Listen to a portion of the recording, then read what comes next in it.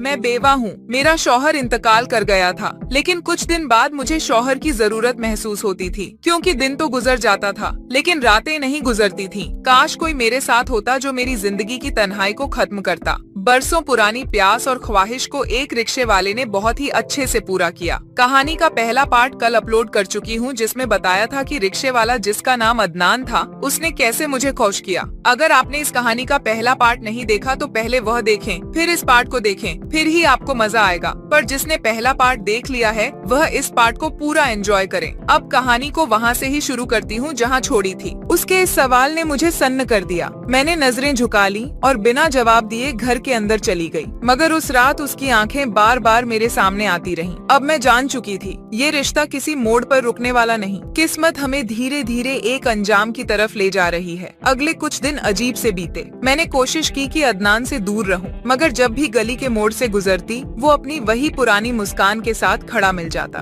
उसकी मुस्कुराहट जैसे कहती, बीबी जी आप चाहें या न चाहें सफर तो अब साथ ही कटेगा। एक दिन मैं देर से घर से निकली। सोचा था शायद आज अदनान इंतजार नहीं करेगा, मगर जैसे ही मोड़ पर पहुंची वो वहीं खड़ा था। मुझे देखते ही बोला, बीबी जी देर हो गई, आज रास्ता भी इंतजार कर रहा था। मैंने कहा, तुम हर बात को इतना खास क्यों बना देते हो? वो मुस्कुराकर बोला, क्योंकि आपसे जुड़ी हर बात मेरे लिए सचमुच खास है। सफर शुरू हुआ। आज रास्ता कुछ अलग सा लग रहा था। हवा ठंडी थी, सड़कें सुनसान। अदनान ने धीरे से कहा, बीबी जी कभी कभी सोचता हूँ अगर ये सफर कभी खत्म न हो तो। मैंने उसकी तरफ देखा मगर चुप रही। दिल कह रहा था, हाँ मैं भी यही चाहती हूँ। रास्ते में एक मोड़ आया जहाँ उसने रिक्शा धीमा कर दिया, फिर हल्की हंसी के साथ बोला, बीबी जी ये रास्ता भी आपकी तरह है, जितना आगे बढ़ो उतनी ही नई बातें सामने आती हैं। मैंने कहा, मतलब? वो बोला, मतलब आप जितनी समझ में आती हैं उससे ज्यादा रहस्य छुपा लेती हैं। मैं मुस्कुरा दी, मगर दिल की धड़कनें तेज हो गईं। उस दिन शहर में मेरा काम लंबा था। शाम ढल गई, अंधेरा छा गया। वापसी पर जब मैं उसके रिक्शे में बैठी तो गली सुनसान थी। हल्की हवा चल रही थी और सड़क पर बस रिक्शे की आवाज गूंज रही थी। अदनान ने कहा, बीबी जी रात का सफर सबसे सच्चा होता है। मैंने पूछा, क्यों? वो बोला, क्योंकि अंधेरे में इंसान सिर्फ वही देखता है जो उसके दिल में होता है। मेरे दिल में हलचल बढ़ गई। रास्ते भर वो चुप रहा। उसकी खामोशी भी जैसे बहुत कुछ कह रही। मैंने कहा, इतने चुप क्यों हो? वो बोला, डर है, कहीं जुबान ने वो न कह दिया जो आंखों ने छुपाया है। मैंने नजरें झुका ली। अब मैं समझने लगी थी कि उसका दिल क्या कह रहा है। जब घर पहुँचे तो उसने अचानक रिक्शा रोककर कहा, बीबी जी एक बात पूछूं? मैंने हिम्मत करके कहा, पूछो। वो धीमी आवाज में बोला, क्या कभी आपने सोचा है कि हमारी मंजिल एक हो सकती है? मैं स्तब्ध रह गई। ये वही सवाल था जिससे मैं खुद भी रोज भागती थी। मैंने जवाब दिए बिना घर की तरफ कदम बढ़ा लिए, मगर उसके सवाल ने मेरा पीछा नहीं छोड़ा। उस रात नींद नहीं आई। दिल में एक ही ख्याल था, क्या सचमुच अदनान मेरी मंजिल हो सकता है? एक तरफ समाज की नजरें थीं, दूसरी तरफ मेरा अकेलापन, और अब ये नया रिश्ता जो मेरे दिल के बहुत करीब आ चुका था। मैंने तय किया, अगली बार मैं अदनान से साफ साफ पूछूंगी कि उसका मतलब क्या है। क्या वो सिर्फ मजाक और डबल मीनिंग में बातें कर रहा है या सचमुच मेरी जिंदगी का हिस्सा बनना चाहता है? अगली सुबह जब मैं गली के मोड़ पर पहुंची तो दिल पहले से ही तेज धड़क रहा था। मैंने तय कर लिया था कि आज अदनान से सब कुछ साफ साफ पूछूंगी। अब और सस्पेंस मेरे लिए भी मुश्किल हो गया था। जैसे ही मैं रिक्शे में बैठी उसने वही पुरानी मुस्कान से कहा, बीबी जी आज तो लग रहा है जैसे पूरा रास्ता आपके कदमों का इंतजार कर रहा था। मैंने गहरी सांस लेकर कहा, अदनान मुझे तुमसे एक बात पूछनी है। वो थोड़ा चौंका और बोला, आदेश दीजिए बीबी जी, आपकी बात मेरी सबसे बड़ी मंजिल है। मैंने सीधे उसकी आंखों में देखा और कहा, तुम अक्सर ऐसी बातें करते हो जिनका मतलब कुछ और निकलता है। कभी कहते हो रास्ता मेरा है, कभी कहते हो सफर छोटा लगे। असल में कहना क्या चाहते हो? कुछ पल के लिए सन्नाटा छा गया। उसकी आंखों में हल्की चमक थी। वो बोला, बीबी जी अगर दिल की बात जुबान पर आ जाए तो सफर आसान हो जाता है। मैंने कहा, तो फिर कह दो। उसने धीरे धीरे रिक्शा रोक लिया। आसपास सुनसान था। फिर मेरी तरफ देखकर बोला, बीबी जी मैं जानता हूँ आप अकेली हैं और मैं भी। हर सफर में आपको देखकर लगता है शायद मेरी मंजिल आप ही हैं। ये सुनकर मेरा दिल तेजी से धड़कने लगा। मैंने कहा, क्या तुम मजाक कर रहे हो? वो बोला, मजाक में तो हमेशा सच छुपा होता है और मेरा सच आप हैं। मेरे होंठ कांपने लगे। मैं चुप हो गई, मगर उसने आगे कहा, बीबी जी मैं गरीब हूँ मगर दिल से अमीर बनना चाहता हूँ। आपके साथ आपके लिए छत छोटी होगी मगर उसमें सुकून होगा। उसकी बातें सुनकर मेरी आंखें नम हो गईं, क्योंकि वही जुमले जो पहले मजाक लगते थे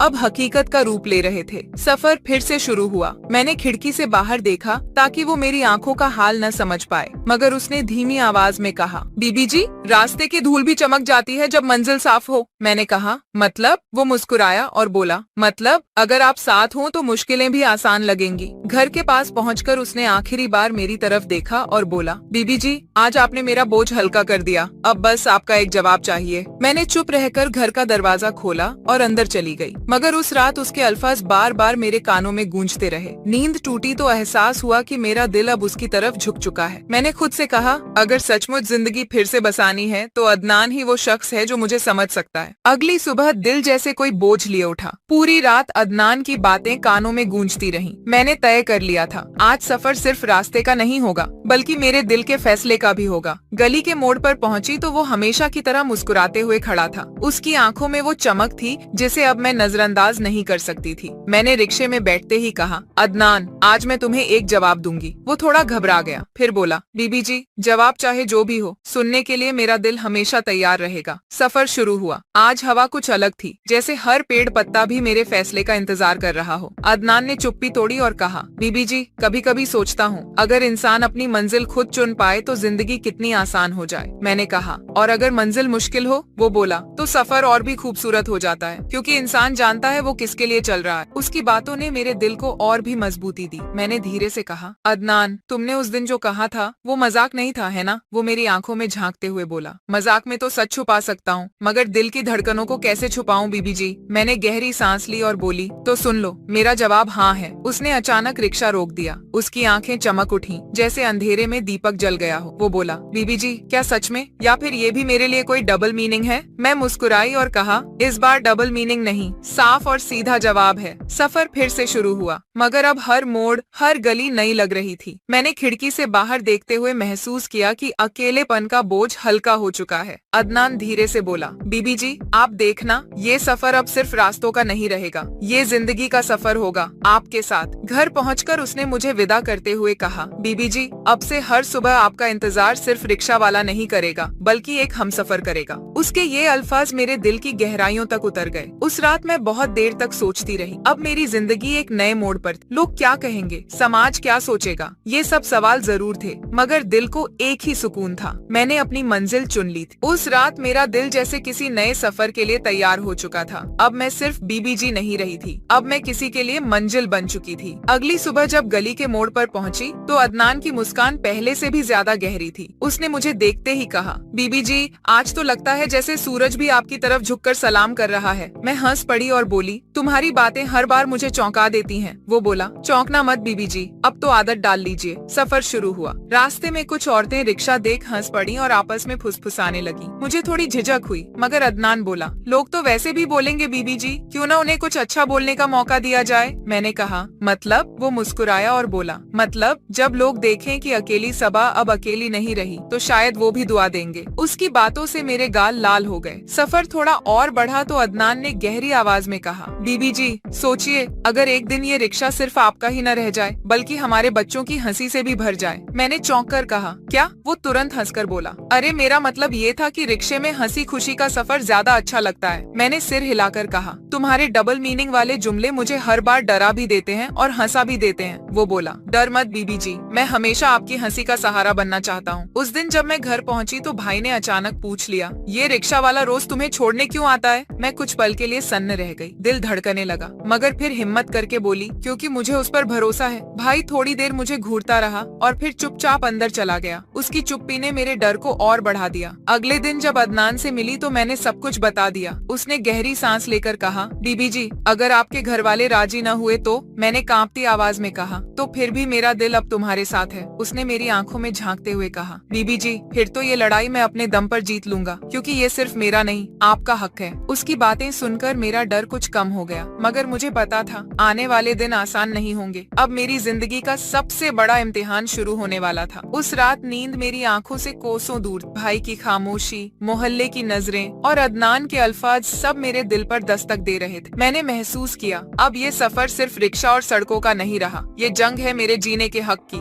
सुबह गली के मोड़ पर पहुंची तो अदनान पहले से भी ज्यादा गंभीर नजर आया। उसने कहा, बीबी जी, आज आपकी आंखों में डर साफ दिख रहा है। मैंने सिर झुका लिया। वो बोला, डर को दिल में जगह मत दीजिए, वरना मोहब्बत का घर कैसे बनेगा। उसकी बातें सुनकर मेरा दिल धड़क उठा, मगर हिम्मत भी मिली। सफर शुरू हुआ। रास्ते में उसने धीरे से कहा, बीबी जी, अगर कल कोई पूछे कि हम कौन हैं, तो आप क्या जवाब देंगी? मैंने हड़बड़ाकर कहा, क्या मतलब? वो हंसकर बोला, मतलब ये कि अगर लोग हमें साथ देखें तो आप कहेंगी कि ये मेरा रिक्शा वाला है, या फिर कुछ और? मैंने उसकी तरफ देखा। उसके होंठों पर शरारती मुस्कान थी, मगर आंखों में गहरी चाहत। मैंने झेपते हुए कहा, मैं कहूँगी ये मेरा हमसफर है। उसने ब्रेक लगाकर रिक्शा थोड़ी देर के लिए रोका, फिर बोला, बस बीबी जी, ये अल्फाज सुनने का ही इंतजार था। घर पहुंची तो माँ ने पूछा, सबा, आजकल तू हर रोज उसी रिक्शे वाले के साथ क्यों दिखती है? मैंने घबराकर कहा, माँ, वो मुझे इज्जत देता है, भरोसा दिलाता है। माँ ने गहरी सांस ली और बोली, बेटी, लोग तो बातें बनाएंगे, मगर अगर तेरा दिल सुकून में है तो मैं तेरे रास्ते में नहीं आऊंगी। माँ की ये बात सुनकर मेरी आंखों में आंसू आ गए। पहली बार लगा कि शायद किस्मत मेरा साथ दे रही है। अगले दिन अदनान से मुलाकात हुई तो मैंने सब कुछ बताया। वो बोला, बीबी जी, माँ का दिल तो साफ है, अब बस दुनिया का सामना करना है। मैंने कहा, और भाई? वो बोला, भाई के गुस्से को मोहब्बत की सच्चाई से हराना होगा।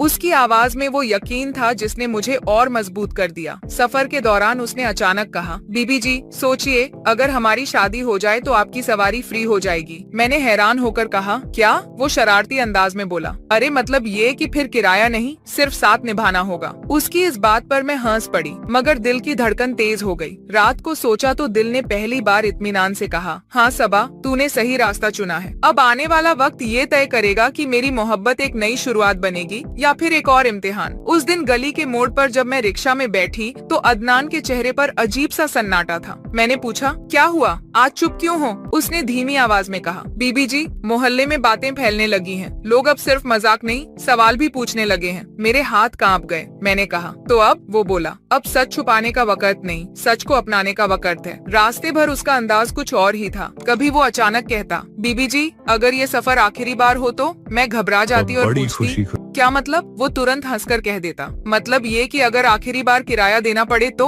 उसकी डबल मीनिंग बातें हर बार मेरे दिल की धड़कन तेज कर देती, मगर अंदर ही अंदर मुझे उसके मजाक में भी सच्चाई का अक्स दिखने लगा था। उस दिन जब घर पहुंची तो भाई गुस्से से भर चुका था। उसने कहा, सबा, मोहल्ले वाले बातें बना रहे हैं, ये रिश्ता इज्जत ले डूबेगा। मैंने कांपती आवाज में कहा, भाई, वो इंसान बुरा नहीं है, उसने मेरी इज्जत की है, मेरा सहारा बना है। भाई गरज कर बोला, रिक्शा वाला तुम्हारा सहारा बनेगा? लोग हंसेंगे हम पर। उसकी बातें तीर की तरह दिल को लगी, मगर मैंने पहली बार हिम्मत करके कहा, लोगों से ज्यादा मुझे अपनी जिंदगी की फिक्र है। भाई के गुस्से और माँ की खामोशी के बीच मैं बुरी तरह टूटने लगी थी। अगले दिन अदनान से मिली तो मेरी आंखें छलक पड़ी। उसने मेरा हाथ पकड़कर कहा, बीबी जी, रोइए मत, ये आंसू अब मुझे मंजूर नहीं। मैंने कहा, पर घर वाले? वो बोला, घर वालों को मनाना मेरी जिम्मेदारी है, बस आप इतना वादा कर लीजिए कि आप पीछे नहीं हटेंगी। मैंने पहली बार मजबूती से उसकी आंखों में देखा और कहा, मैं पीछे नहीं हटूंगी। कुछ दिनों बाद मोहल्ले में अफवाहें और तेज हो गईं। औरतें आकर ताने देती, मर्द फुसफुसाते, लेकिन मैं अब हर ताने को सहने लगी, क्योंकि मेरे पास अदनान का सहारा था। एक शाम अदनान ने कहा, बीबी जी,